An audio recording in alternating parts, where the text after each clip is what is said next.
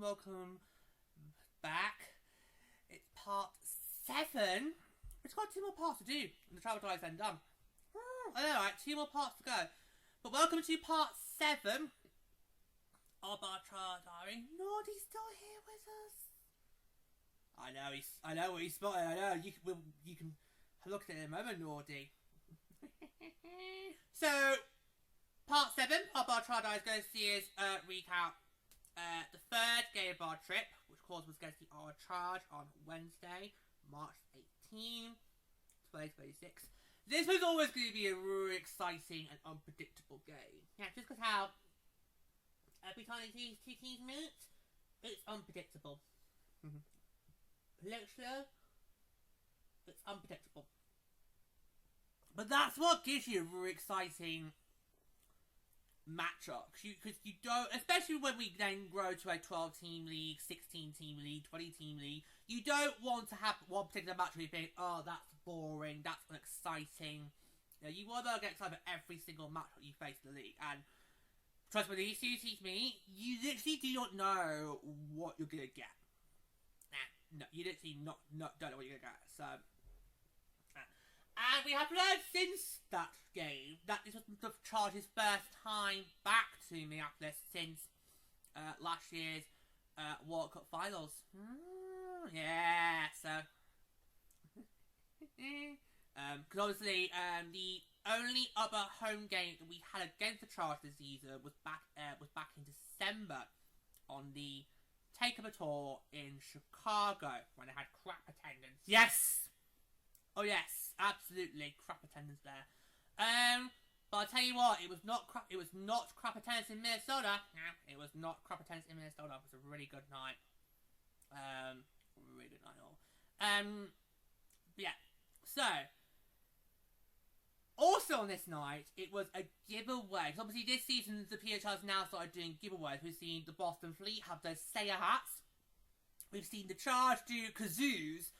And of course, we've also seen various bobbleheads.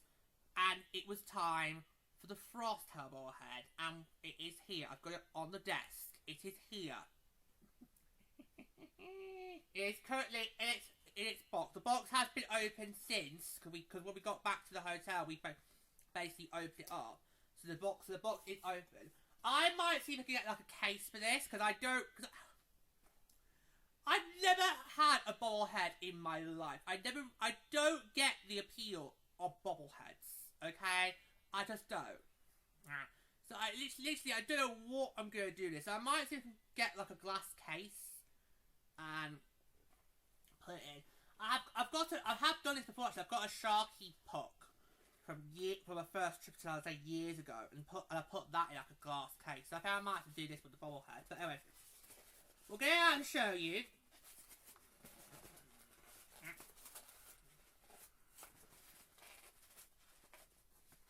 If we can get it into it. Right. There we go. So have a little look. So yeah, so I'm going to get this up in like a glass case. I might try and do that over at some point.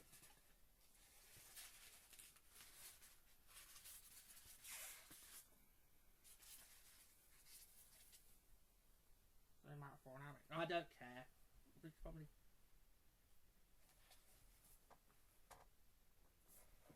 bits of...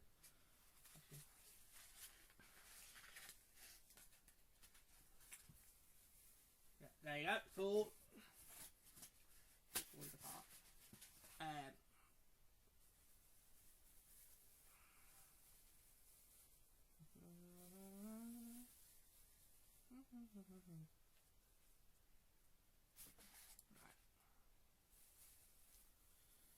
So there you go. So here it is. Those of you listening, you're not going to be able to see.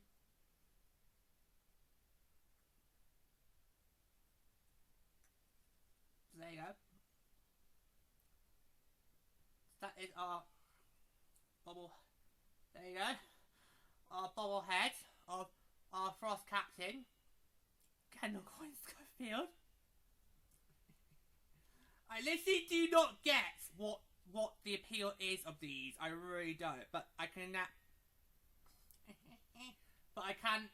officially say I do now own a bobblehead. I don't know what I'm gonna do with it.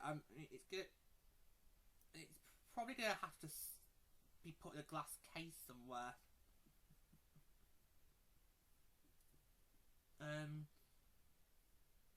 Tell you what, we'll put it on the desk for now. Yeah,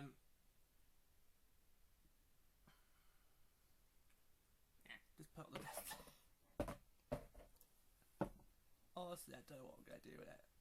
Like, seriously.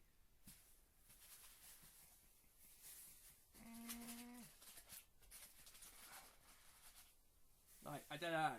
It's like, I just don't get the appeal of it, like, whatsoever. I think you've lost the stick, George. What? It's supposed to be a hockey stick that goes in it. Well, maybe it won't.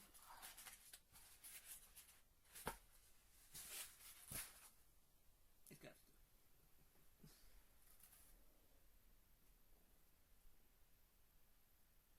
Well, tough. Right, can we just stick to what we're here for? Sorry. Yeah, but there you go. So there you go. That's our bobblehead of Kendall Coyne Schofield. Okay, so before we got to the game, obviously we went back to the hockey lodge, and because obviously, as you could probably guess, no, the case had not arrived in time for game day, so that made it straight back down to hockey lodge and nab a Wild jersey. And we basically just try. What we did was basically just try to find any Wild jerseys that we thought could fit me, and that could basically do for the game. Basically, we did find this one, which of course is the Wild Road jersey, which actually isn't that bad. It actually isn't really that bad. I actually do quite like it. I do quite like it. Obviously, I would have preferred to have nabbed the alternate one, but this is actually not that bad. So if I had to then pick a second favourite, I think probably would be this one. I do love how the Wild have got the colour ratio. Because with a lot of AHL teams and their jerseys, I always get pissed off by how they don't get the ratio of the colours right. A lot of them go for like a bland white jersey, and you don't really have that much team colour on.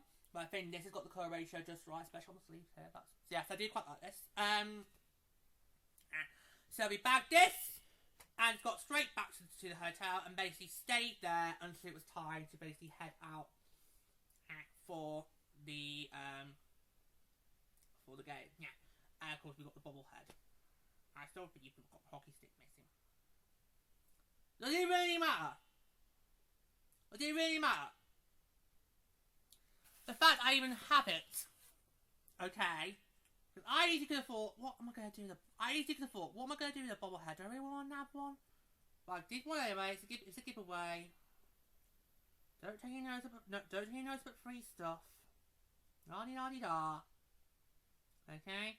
So, who cares? It could be like a little hockey pose she's doing. Alright, so therefore, haven't really looked at it since we got back from the trip. This is the first time we've looked at it again properly since we got back from the trip. So yeah. Anyway, we'll find somewhere to put it eventually. Yeah, eventually. Yeah. So you've had a few times to play out now, George. How are you feeling about it?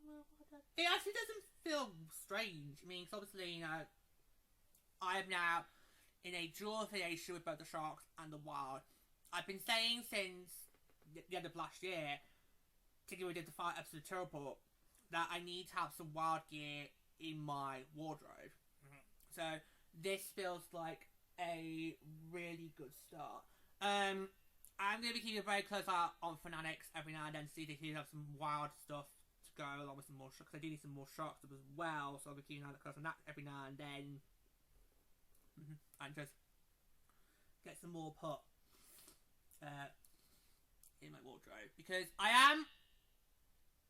actually am open to attending a wild game in the future. Obviously though, whenever I go to Minneapolis, it will be there for my Frost. It'll be there for the PHL. But if, it's a big if a wild game is happening while I'm during my stay, I could then potentially consider going to it, and I am now kitted out for it. So I could easily see that happening in the future. So we'll see what happens. I mean, what bad luck that the next wild game was the day we were flying back, but hey ho. Doesn't matter, it's fine. Yeah. It was your first time out there. We need to be there for while we're there, and then next time we can then maybe try and branch out a bit. And maybe travel down to Iowa and check out the Iowa Wild there. How far is that? I don't know, but maybe we'll see. We'll see.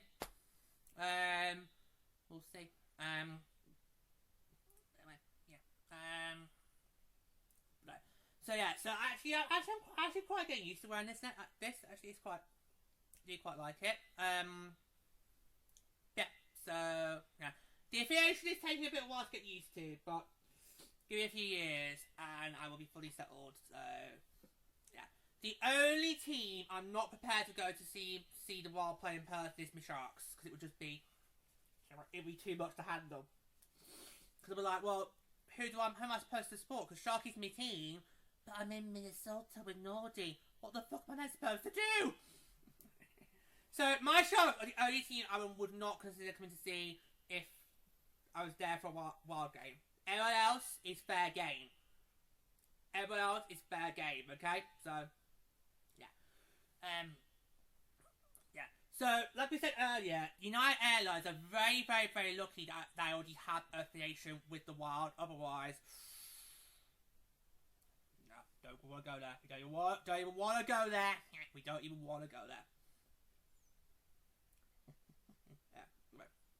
Yeah. So, how did it feel being at this game? Because I know in the earlier parts, you talked about how you felt disoriented with the first two ways. It didn't feel like the second time. Right. Now we had been there once, and we kind of got familiar with the surroundings. It didn't feel disorienting the second time. The first way just kind of felt a bit like, yeah, a bit like, just like threw it back. It was like, yeah. Plus, you never thought I would be in that bar in a million years. Nah, so there you go. Yeah. But it just got up right. And again, we were in the same block. Yeah, but I think we were on the upper side this time. I think on the front. I think against that we were kind of more on the left side of block 115, and then on this game we were kind of on the right side of block 115. So, yeah. But we were in the same block, even though it didn't kind of feel we were the same block. Yeah. It was just a brilliant game. I mean, whoa! I mean, 4 goals in 1 period. I know. I did say to you, like, is that the most we've ever scored in our team history? Because we've scored 3 goals in a period plenty of times. But have we ever done 4? That's like crazy. Yeah. And the way goals 2 and 3 happened was just crazy. I think you, George, were recording. I was in the midst of recording the celebrations for goal number 2, and then was waiting to get the goal announcement of goal number 2, and then literally very quickly goal 3 had happened. So I thought, right, I'm gonna have to keep the camera rolling, and then wait until we get the announcement for both goals. That's how fast this period was. It was like you could not take your eyes off the ball. Yeah. It was like you blink and you miss something. Yeah. But like, well, it was very uncharacteristic of Ware Phillips. Yeah. Very uncharacteristic of Ware Phillips to do that. To give up 4 goals in a period. Yeah, she's normally on top form. So it was bizarre, and we didn't know she got pulled. No, we didn't know that she actually got pulled in the period. No, it wasn't because everyone on social media knew, and Charles probably everyone watched the game back at home on YouTube probably knew, but we didn't until we got back into the hotel. Nah. Now I was scrolling through the socials. Nah. It's like, what? When did she get pulled? Nah. It was after the first period.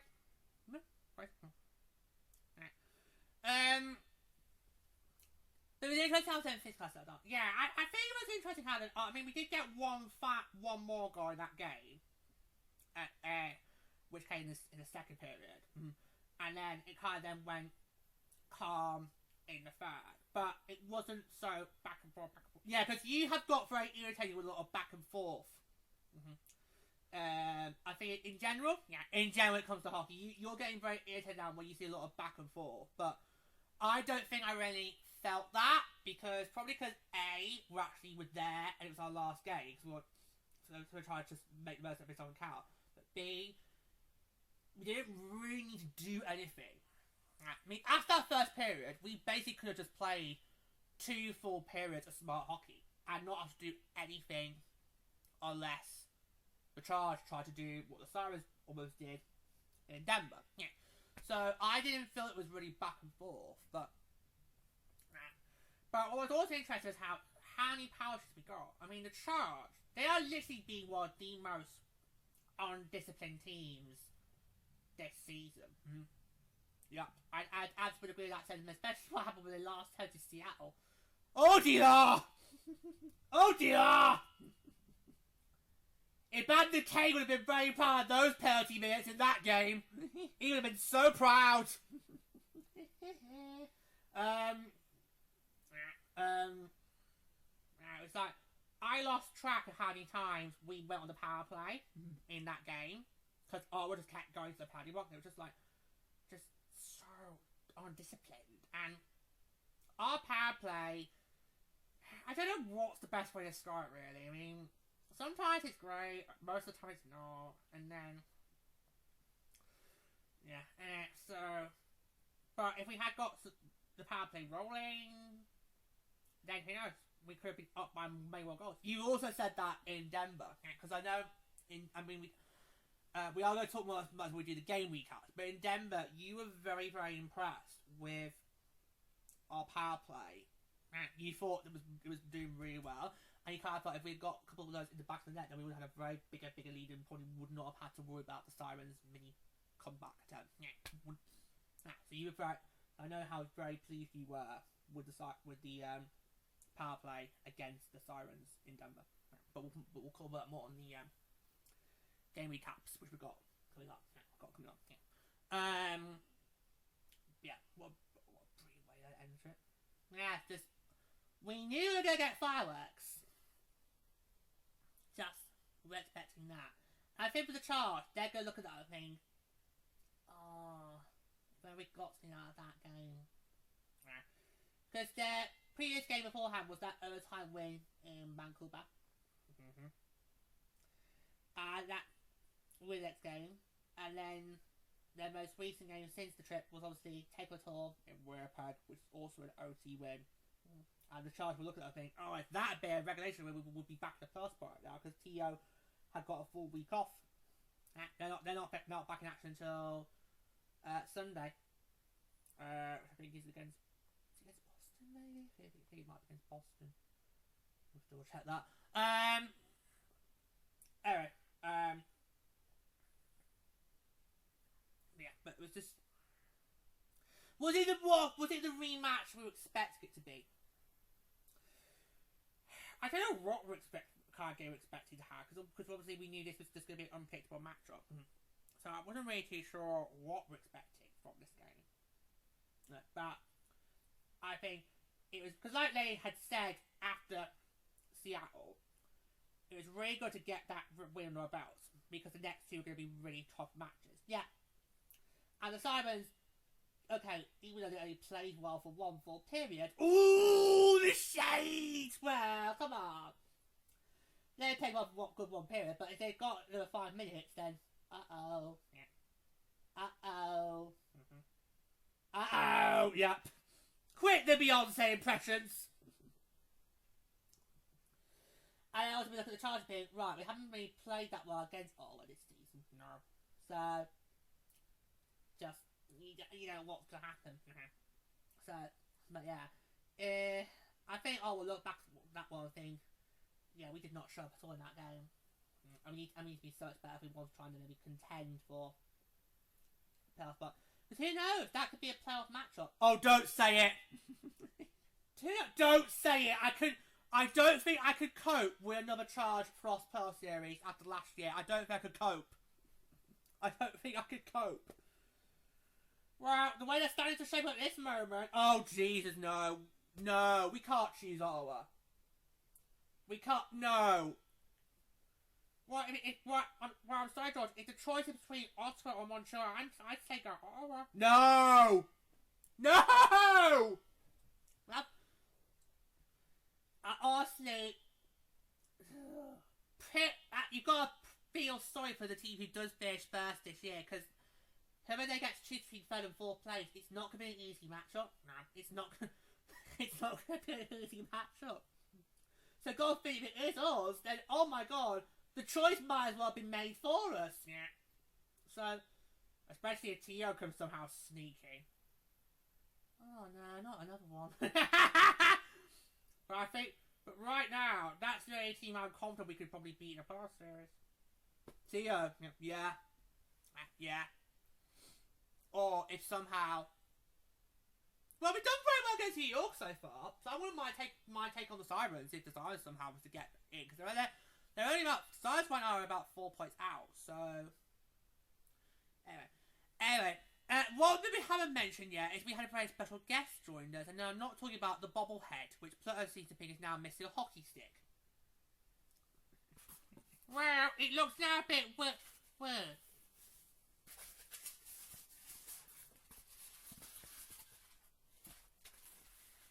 The box is on the floor as well. But I'm going to go and put these in rubbish. Do you two hold the 4? Yeah.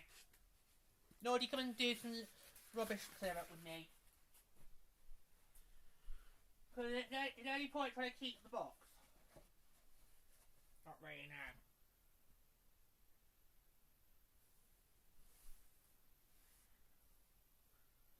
Was there any other bit of rubbish?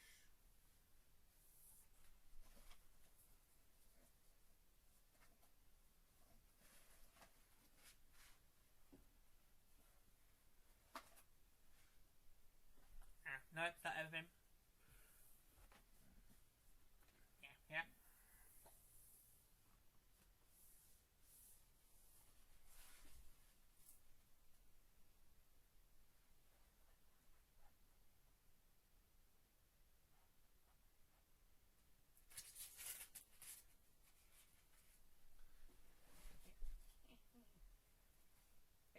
Yeah.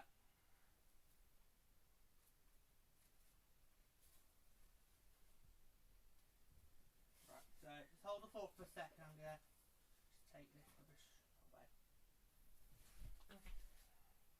I'll pop that up as well. Yeah.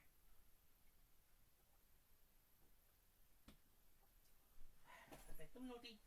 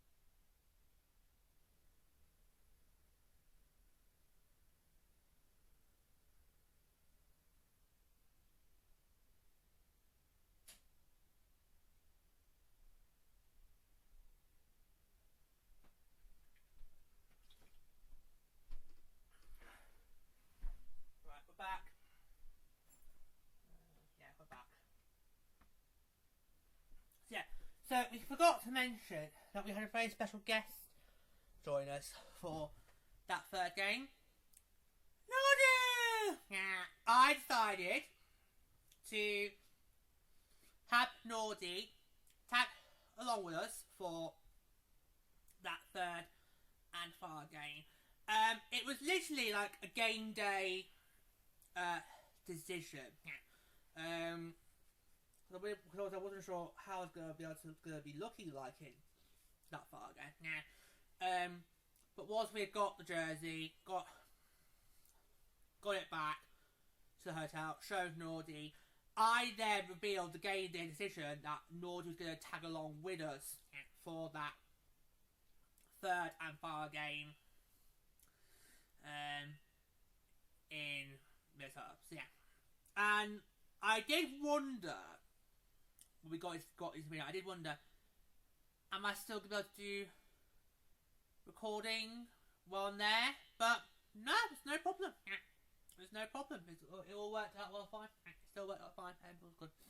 And if you go on my Instagram, there is a lovely photo with all three of us there. All four of us there together. In the wild jersey, which felt a bit kind of it. It felt a bit weird me having to wear a wild jersey to a Frost game, but what could I do? We weren't going to reunite our suitcase tonight, so because I did it, I wanted to be in Frost gear for all three games, and if I bought a wild jersey in the trip, could really wear that in the hotel, but that's not to be. Yeah, so Nordy got to come with us for the third game, and I think obviously next time he could just basically have with all the, could tag along with us for all of them, and since we got back from the trip, we do now have Nordy come and sit with us. Yes, we did. Whenever we're watching PHR, we have Nordy basically come and sit with us.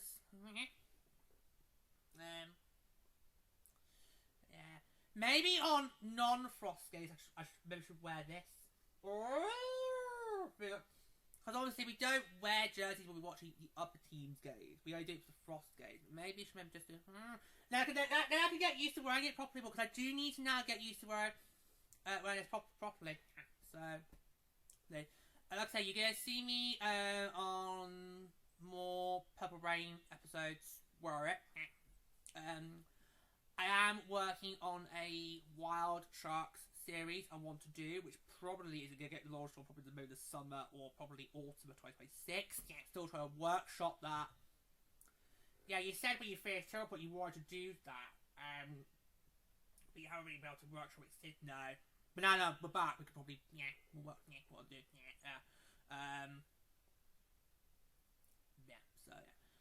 it was a really great game to end the trip, and great for Nordy to actually come and see a win. It was lovely for you, wasn't it, Nordy? A collection of two worlds, you could maybe say. I suppose. Has anyone got any more final thoughts before I wrap it up? As I said, it was the perfect way to end the trip. You get a World Cup Finals rematch, and the Frost comes out there and just goes full on swinging against a team that has caused them problems in the past. So just brilliant work there. 9 out of 9 possible points. You can't get any better than that.